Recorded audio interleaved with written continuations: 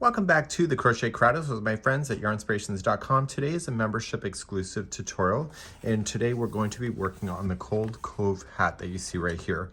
So literally I had all the models that were chosen to sign my book, and all the different samples here have all that. So today is a design by Kathleen Nolen. I know her as Kathy, and Kathy was one of my friends from the Crochet Cruises that has great success in doing the craft show circuit, where her cruises are afforded through doing craft shows. And she just doesn't choose craft shows. She does juried ones where she's very selective, and she's had a lot of great success. I don't know too many people that has much success as she has. So she was asked to participate in part of our book in providing a design. So this is something that she may sell at her booth that she has. Nice, easy design to be able to whip off really quite quickly. And she used Red Heart Hello Gorgeous, and that's something that I never saw here in Canada as a brand. And so she's from the US, so that kind of makes sense. You need two sizes of crochet hooks today, a 5.5 millimeter and a 5 millimeter, which is a US I and also H. And I want you to really pay attention to the gauge is 13 double crochets by 8 rows, just in case you're ever getting a hat that's way too big or too small. Make sure you do check a gauge.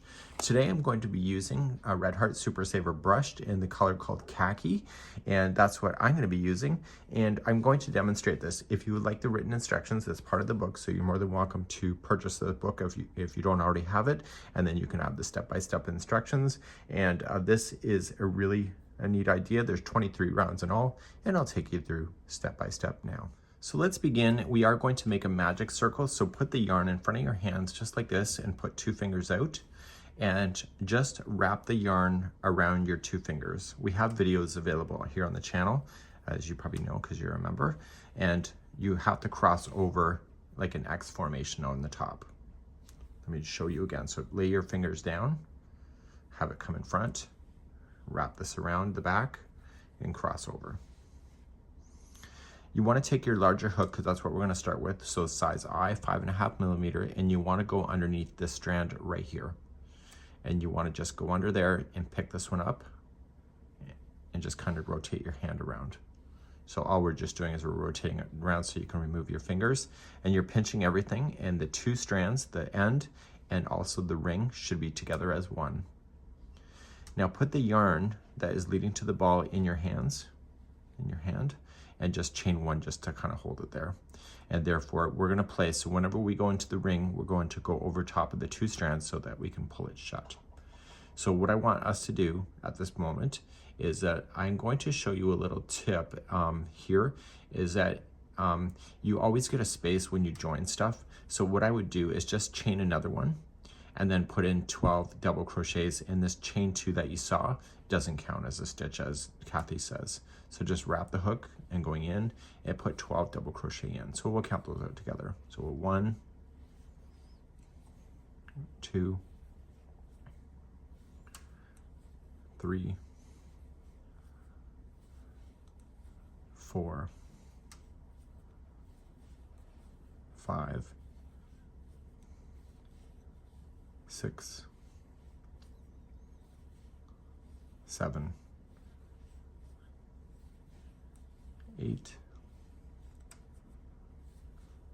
9, 10,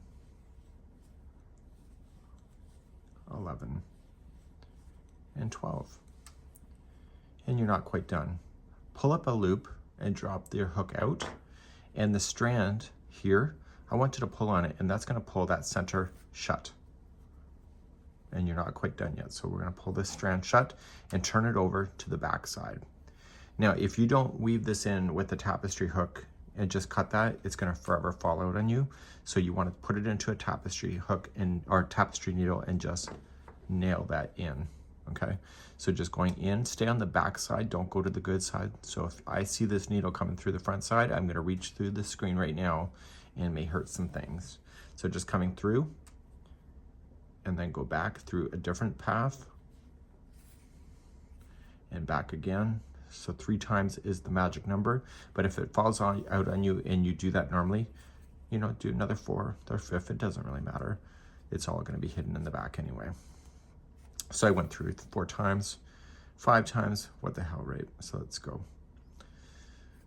Okay, so now that's in there pretty good. And now you can trim that right down to the project. But we're not quite done.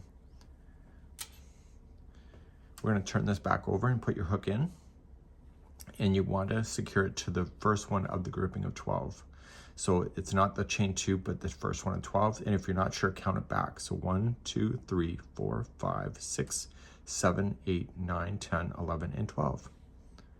And you're going to go into that one and pull through as a slip stitch, and look at that, nice and sealed shut. That was round number 1. Round number 2, we're going to chain 2. Does not count as a stitch. This is just meant to kind of hide in those slip stitches that we do. And in each stitch all the way around, you're going to apply 2 double crochet in each stitch. So that means that there's 12 stitches here. So 12 groups of 2 equals 24 stitches by the time you get around. So please fill those in, and I will be right back in a moment. This is round number 2. So I've come all the way around. There's 12 groups of 2. Now, if you pull it like this, a lot of new crocheters, and you may still do this, think that this is a stitch here. It's not. It's part of the very beginning. So once you have your 12 groups of 2, which is 24 stitches altogether, you are going to slip stitch to the top of the first double crochet. Ignore that chain 2, because that when you pull it like this, that chain 2 makes the gap disappear. Let's move on to round number 3. In round number 3, here we go. We're going to chain 2. Does it count as a stitch? Absolutely not. So here is the sequence to take you through the whole round. You're going to double crochet the first one, and then put 2 double crochets in the next. That's your sequence, and you'll continue that same idea going around. So you're going to put 1 into the first, and then 2 into the next. Please do this all the way around for round number 3.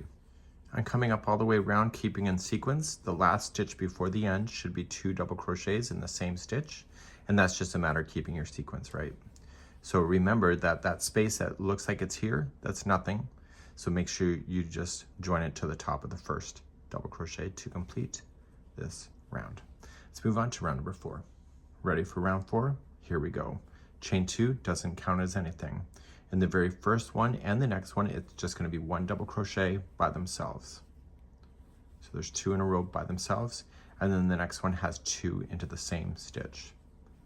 So the sequence for round number 4 is the next 2 are by itself, 1 and 2, and then the next one has 2 into the same stitch. Please do that same sequence all the way around for round number 4. So the very last one should be 2 into the same one. That's just a matter of keeping the sequence. And then slip stitch to the first double crochet, and we're going to move on to round number 5 next. Round number 5, chain 2 does not count as anything. The first 3 in a row will be by themselves. So we have 1, 2, and 3. And then the next one has 2 into the same one. So the sequence for round number 5 is 3 by itself and then 2 into the next. Please do that all the way around for round number 5. Okay, round number 5, you're just finishing with the 2 double crochets in the last stitch, because that's what it should be. And then you're going to slip stitch to the top of the first double crochet. So to see Kathy's design has no gaps. Let's move on to round number 6. Round number 6, chain 1, and in the first one that you've attached to, just place in 1 single crochet and do 1 single crochet in each stitch all the way around. So no counting, just place in your single crochets, and maybe back here in just a moment. Coming around to number 6, you're just going to fill it all in, go right to your last double crochet that you see. Do not place one where it appears like it's joining, because it's not a stitch, and just slip stitch to the beginning single crochet to complete number 6. Let's move on to number 7 next. Number 7, the texture that you see is being caused by the single crochet in the back post. So just chain up 1 to start, and coming around the same one from the back, you were just going to come in from the back and bring it out to the back. And you're doing a single crochet back post. This is going to be a bit of a tight stitch. So then once you get the first one, you can see the next one coming from the back to the back, only isolating the post of the single crochet itself. So no counting, just back post single crochet, everything all the way around. So coming all the way around on round number 7, everything has been filled in, and I'm just going to just kind of flip it this way and just make sure that I slip stitch to the top of the first back post single crochet. Okay, and then that's good. So you have a little bit of texture, nothing too crazy. And let's move on to round number 8. Round number 8, we're going to chain 2, counts as nothing as you know. And the first 4 are going to be double crochets by itself. So we have 1, 2, 3, and 4. And then the next one has 2 into the same one. So please repeat that sequence around. So 4 by itself and then 2 into the next, and meet me at the end of the round. Coming up on the end of the 8th round, there's going to be 2 double crochets in the last one. That's just a matter of keeping the sequence. And then you are going to slip stitch to the top of the first double crochet that you started with. Let's move on to round number 9 next. Round number 9, just chain up 1 and apply 1 single crochet in each stitch all the way around, and see me at the end of this round. This is round number 9. Coming up all the way around on the 9th round here, 1 single crochet in each, and then just join it to the top of the first single crochet. Let's do number 10. Number 10, we're just going to create the texture again, so just chain up 1 and starting around the first one, back post single crochet around each stitch all the way around. Please do this for round number 10. So I'm coming all the way around, I've got my last single crochet back post and just join it to the first one. So we're now going to go on to the 11th round next. So now you can see I have 2 layers of the texture. The first edition of the book has an asterisk missing, so it's chain 2 and then there should be an asterisk, 1 double crochet in the next 5 and then 2 into the next, just so that you're aware. So my copy also has that error. So chain 2 and then put 5 double crochets in a row. So 1, 2, 3, 4, 5, and then put 2 into the next, and keep that sequence going all the way around for round number 11. So coming up to the last one, I got 2 into the last one, so there was 5 by itself and then 2 into the next, which is the last stitch. Let's just join that now to the beginning double crochet, and let's move on to round number 12. Round number 12 all the way to the end. Now there's no growth at all, so we're just, you'll see it bowl out, which is what you need. And then in round number 12 it's just 1 chain and then 1 single crochet in each stitch all the way around. Please do round number 12 now. Coming around to number 12, right to the very last double crochet, and then join it to the first single crochet with the slip stitch, and let's begin number 13. Number 13, you already know what to do, is just chain up 1, and again it's the back post single crochet, or single crochet back post, however you want to say it, and you're going to do that all the way around again for this round. This is round number 13. Coming up all the way around to number 13, I've got my last one already there, and I'm just going to secure by doing a slip stitch to the first single crochet back post. Round number 14 is next. Round number 14, chain 2, and it's just 1 double crochet in every stitch all the way around. There's no more growth happening, so please do that for round number 14. So I'm coming all the way around to number 14, and then I'm just going to slip stitch to the top of the first double crochet. So the rounds number 15 all the way through 19 are going to be a repeat instruction, and I'm going to verbally tell you what that is, and then you can do it, and then you can meet me on the brim. So let's do that first. Before you can get to the brim, you need to go back, and there's video chapters in the video description if you want those for the time markers. You need to complete rounds number 12, 13, and 14 one more time. After you get that done once, you then got to repeat rounds number 12 and 13. Once you have that done, which is the 5 rows, you can then start with the brim with me. So please repeat these instructions. So 12 to 14 once, and then 12 and 13 one more time after that. And that's where you're going to meet me in just a moment. Before you begin the final 4 rounds, you need to change your hook to a 5mm size H. You're just going to chain 1. The next 3 rounds, 20, 21, and 22 are all the same. You're going to do a back post double crochet with the smaller hook, and this will make the brim a little bit tighter. And then the next one is a front post double crochet. So the first round is going to be kind of tucked up underneath the texture, and what I want you to do is just alternate between the 2 stitches all the way around, and then I'll meet you at the end of the round and we'll talk about number 21 and 22, which you'll do on your own, and then I'll meet you on the final round. So please do this all the way around for lucky number 20. Coming up all the way around, the last one should be a front post double crochet because you started off with the back post. So make sure you join to the back post double crochet. Now rounds number 21 and 22 are the same. So you're going to just chain up one and go around the back post again. And then the next one is going to be a front post. So I need you to do this all the way around. Just join it like I just showed you, and then do round number 22, and you end up with a ribbed edge, and then I'll be back in just a moment to finish round number 23 with you. Please do these 2 rounds first, and I'll be right back.